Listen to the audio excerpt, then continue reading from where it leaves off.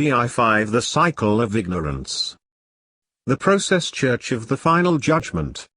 New York, August 1968. Communication to all brethren, information. Brethren, as it is, the cycle of ignorance is a deceptive sequence of mental decisions and realities, which keeps the mind from following a logical train of intuitive awareness. It contains false premises and false assumptions, which mislead, and end in confusion and disillusionment. The cycle is based on an apparent logical series of unconscious agreements, which tell a person to follow a particular path, in pursuit of certain goals, with the promise of satisfaction, fulfillment, well-being, joy, contentment, or similar rewarding consequences, at the end of that path. If I do that, I shall find satisfaction. If I achieve this, if I acquire that, if I reach this goal, if I attain that position, if I realize this ambition, I shall find fulfillment. The person follows the path, seemingly logical step by seemingly logical step, and completes the cycle, arriving back at precisely the point where he began. Dissatisfaction, but the promise of satisfaction, if. Frustration, but the promise of fulfillment, if. The promise has not been fulfilled, either because the goal has not been achieved despite all efforts and apparent intentions, or because its achievement did not after all produce the reward. It produced perhaps a momentary glow of self-satisfaction, a sense of immediate adequacy or success, but not the deep-rooted and lasting sense of fulfillment which was expected. However, built into the cycle, as part of its structure, are the necessary justifications to cover either of these possibilities. But, if that had not happened, if they had not done this, if things had been different, if he had cooperated, things didn't turn out as I expected. If only I'd done this. If only I'd had more of that. If only. So although there is a period of disillusionment, the promise remains as strong as ever, and the logic as convincing as ever, so the person continues his pursuit, in renewed hope of ultimate success. The goal might change, if it has been achieved and failed to produce the reward, or it might remain the same but with more scope. The ambition might change, and be replaced with another, or it might expand to yet more distant horizons. The search might change direction, or enlarge its field of vision. But the cycle continues. The cycle of ignorance is the compulsive pursuit of the Luciferian dream, the illusion, the mirage on the far horizon. True progress is also cyclic, but it follows a spiral course upwards. Whereas the cycle of ignorance, because of its built-in lies, about what is going to be, what can be and what ought to be, does not move upwards, but remains on the same level, and goes round and round in the same vicious circle. But why is there no progress within the cycle of ignorance? Because the person who follows a mythical hope in the future, and clings to it, and relates everything he does to it, and fixes his attention on it, never takes a real step in the present. He behaves like a gramophone needle fixed in a groove. Because his attention is fixed in the future, reaching for it, grasping for it, he never satisfies himself within the present. Therefore he feels compelled to go on repeating the same cycle over and over again, in the hope that one day he will be satisfied. If there is no acceptance of the present, there can be no movement into a new present, only an endless repetition of the old present. The person in this state is out of the game, not free of the game, not detached from the game, but locked outside it, anchored to all the realities of the game, the values, the agreements and the limitations of the game, but unable to fulfill himself within those realities, and the ignorance is cumulative. Every time the person completes one cycle and finds himself, unsatisfied, unfulfilled, at the point of distant promise once again, he has tied himself more tightly outside the game. The secret of the cycle of ignorance is its power of illusion. It is illogical, and yet, on the surface, it seems flawless in its logic. Equally it is unchanging, there is no progress, no movement within it, and yet, superficially, it seems to change. Now things will be different. Now my luck will change.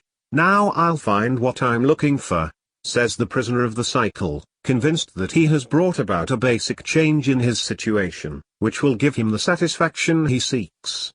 There is no basic change, only a new set of circumstances, a new car, a new house, a new wife, a new country, a new job, a new idea, a new social status, a new financial status, a new drug, a new treatment, a new government.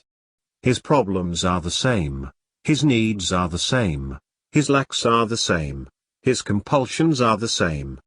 But because he has outwardly convinced himself that there is a meaningful change, he continues his pursuit, locked within the cycle of ignorance.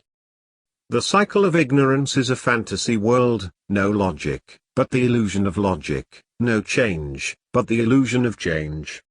Any lie in the form of a future possible condition. This will bring me satisfaction. That will solve all my problems. This will give me joy. That will give me contentment, can lead a person into the cycle of ignorance. But there lie above all lies, which maintains the cycle, is the belief that fulfillment is to be found within a purely human and materialistic structure. Even the person who strives towards a state of fulfillment based purely on his own mental state, rather than his material circumstances, which indicates some awareness, can be trapped in the cycle of ignorance, through non-acceptance of his present mental state, through rejection of himself as he is in favor of himself as he would like to be, and as he promises himself that he will be. But the person who believes that his well-being depends upon things outside himself, his material circumstances, his social status, his acceptability to others, he is bound to be trapped in the cycle. He sets human and materialistic ambitions for himself, thinking that they are the keys to happiness, and then locks himself in the cycle, in pursuit of these ambitions. As long as he fails to attain them, he is frustrated and dissatisfied, but he always has a good reason for continuing his pursuit. If and when he does attain them, he discovers that they do not give him the lasting sense of fulfillment which they promised. So he must either give up in despair or go in search of something else, or the same thing extended, expanded. £1 million in the bank may not be the answer, but 2 million must be. Usually he does not give up. He brings his armory of justifications into play. This time it will be different. This time I'm on the right track. That is what I really need to satisfy me. So the cycle continues. Promise, pursuit, disappointment, promise, pursuit, disappointment, promise, pursuit, disappointment. To break free of the cycle of ignorance, you must go to the point where the cycle begins, the point where the promise manifests, the hope, the anticipation, the superficially altered circumstance, and the renewed expectation of a particular result, the renewed demand for a specific outcome. Then, instead of telling yourself, now it will be different, now I'm on the right track, see the basic sameness of the situation. See the lack of change since you were last at this point of promise. Instead of telling yourself how much things have changed, allow yourself to see how much they have not changed. Expose the promise.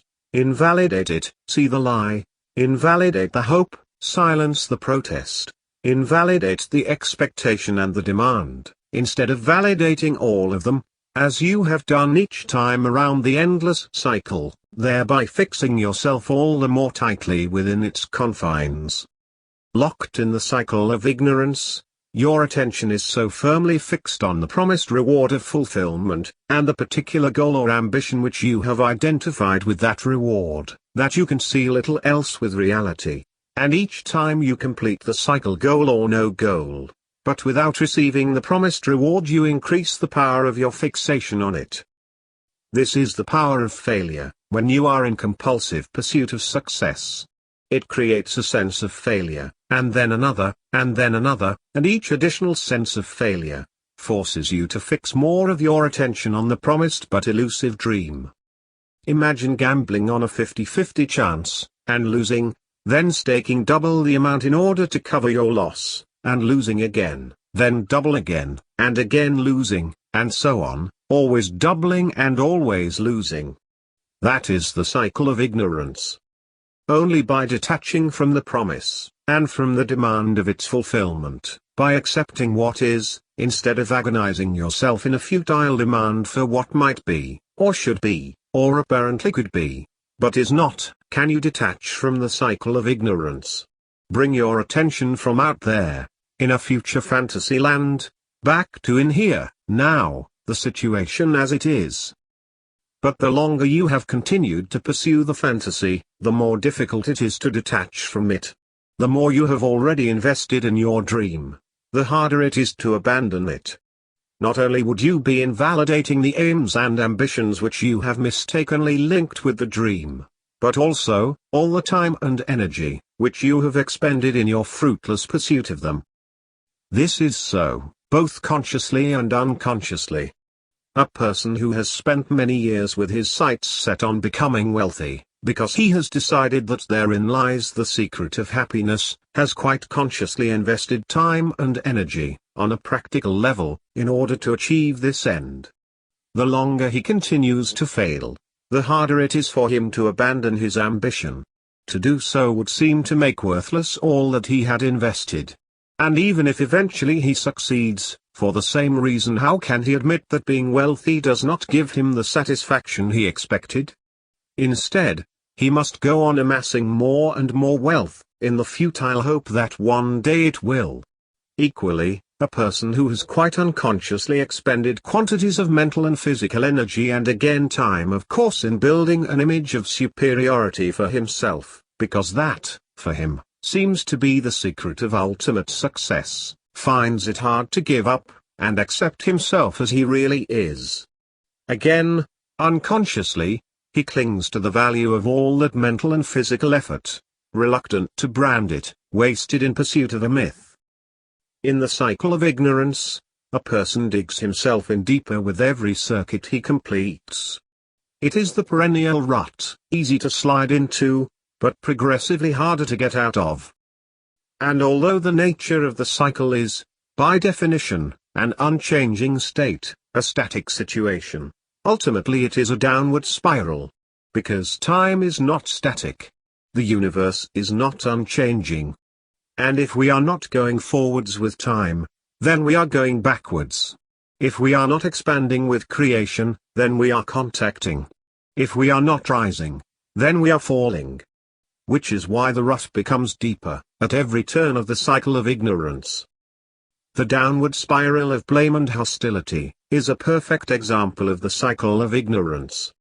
Man lives by the promise that blame will help him to attain salvation, that it will enable him to separate himself from evil, to be free of it, cleansed of it. He feels that by blaming others, he becomes, or will eventually become, blameless himself. And he invests great quantities of energy and thought and brilliance and time to becoming a master in the art of blame. Whenever evil strikes, he blames, believing that by so doing he can destroy it, or at least escape from it.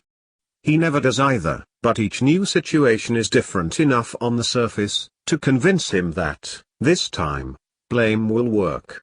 It does not, but there is always a next time. No change, no movement, but in relation to the change inherent in the inexorable movement of time, a change for the worse, a movement downwards. And man is locked in this downward spiral, simply because he is ignorant, of the nature and the effect and the significance of blame. If he knew not just intellectually with his mind, but with his heart and his soul, with his feeling, with his emotions, if he knew the truth about blame, why he feels it, what it does to him, what it does to other people, what it leads to, if he knew how and when and where it manifests, all the devious ways in which it operates under the guise of something else, something apparently quite harmless like tolerance. For instance, if he was not ignorant of all of this, he would not blame, he would have no cause to blame, no desire to blame, no instinct to blame. Men sincerely thinks that blame will ultimately do him good, that through it he will triumph. He cannot know that it can only do him harm, and that through it he is fast destroying himself. He has duped himself with a lie, and as long as he believes that lie, he cannot break out of that particular cycle of ignorance. He thinks that he changes, that he evolves, that he is different, that he solves his problems one by one, that he progresses. But the changes are superficial, material, ideological, theological, technological. They help to convince him that things really are different, so that he continues in the same basic pattern, the pattern of blame. Nothing changes there. The instincts are the same, the results are the same. The rut is the same rut, only deeper, because time moves on, and man is left behind. The cycle of ignorance is static and unchanging. Only knowledge, deeply felt knowledge, can break the cycle of ignorance. And therefore, by its very nature, it precludes any means of breaking it. As long as we are ignorant, we are locked in the cycle of ignorance, and the cycle itself perpetuates ignorance. With a conscious cycle, where we are aware of the goal for which we are fruitlessly striving, we can go to the point where the promise manifests, and invalidate it.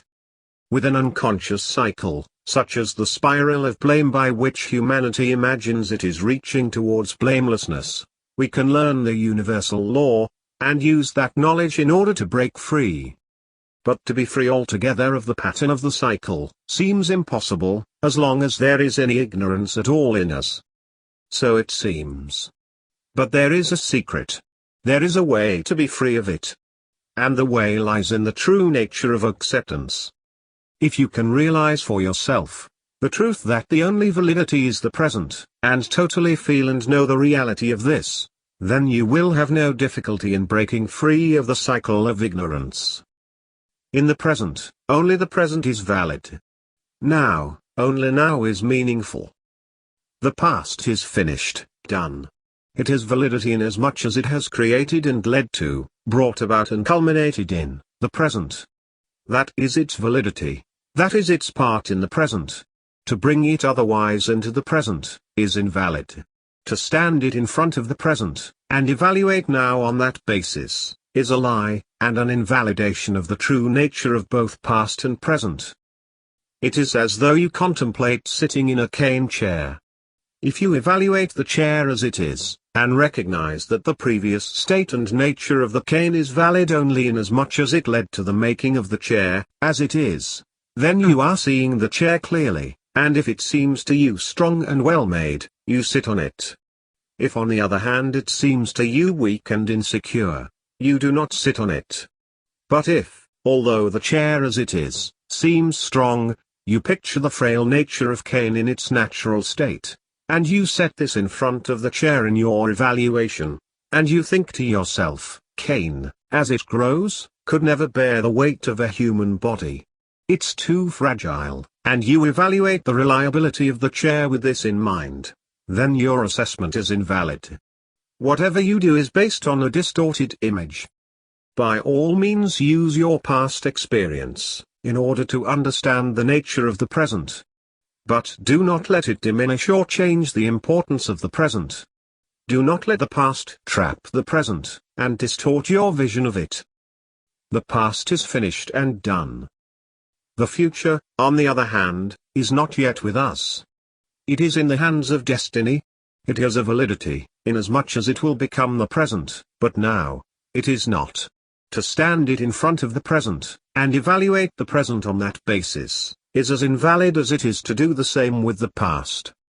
To see the chair as it is, together with the chair as you judge it will be in 20 years' time, old and broken and without strength, and to assess its reliability on that basis, is again invalid. So the secret, is a complete awareness of the present, and a complete understanding of the true position of both the past and the future. Non-understanding of the past and future, is one basic cause of the human predicament.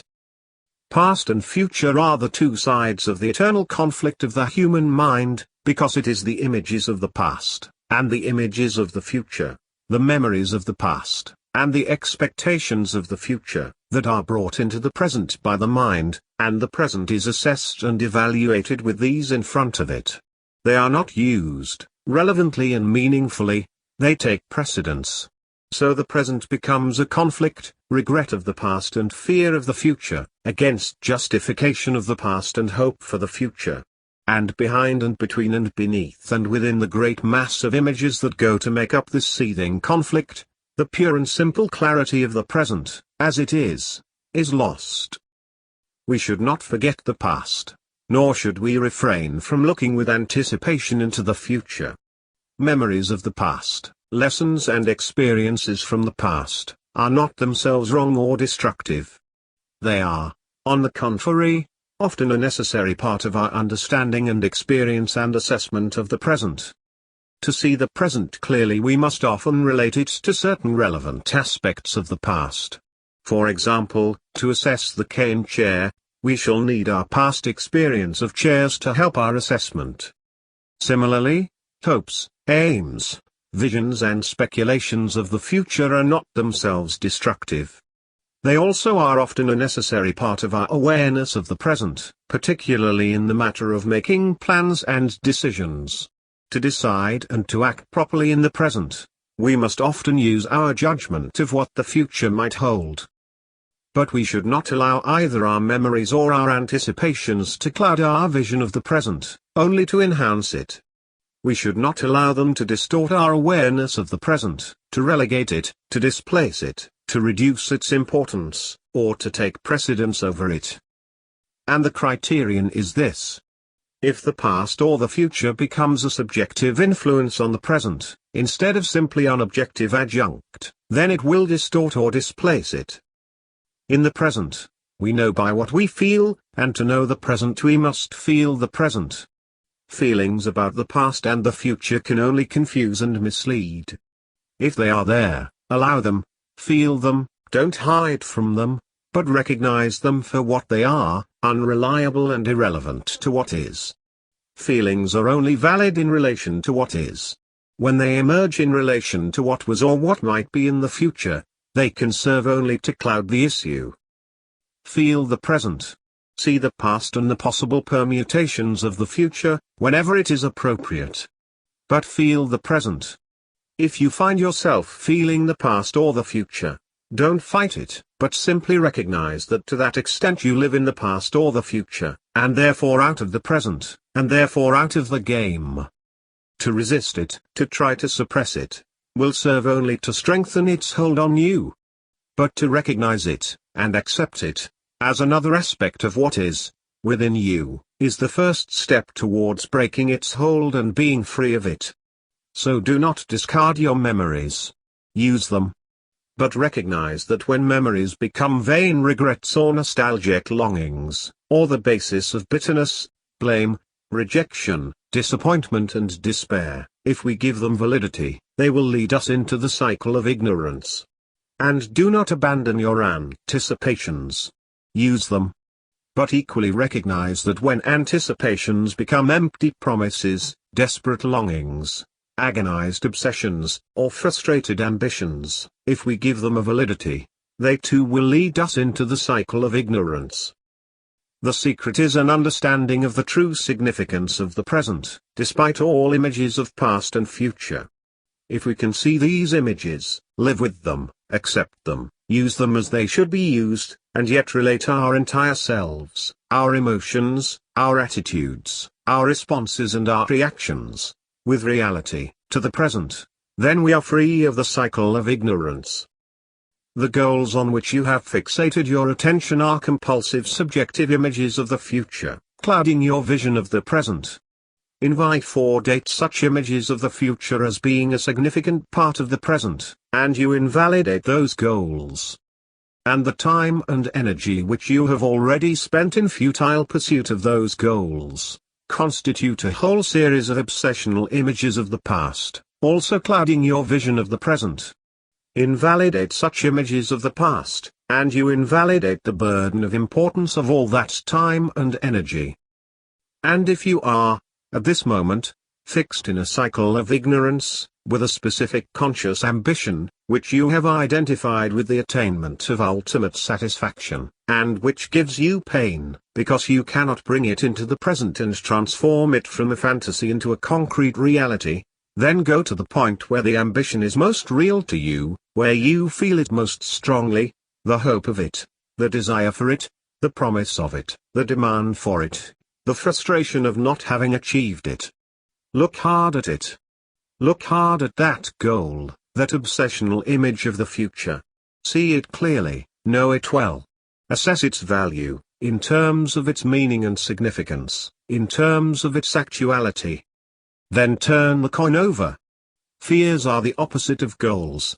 Where there is a goal, there is an equivalent fear on the other side of it. What a man hopes to gain, he also fears to lose. What he demands to have, he also fears to be deprived of. What he aims to be, he is afraid of not being.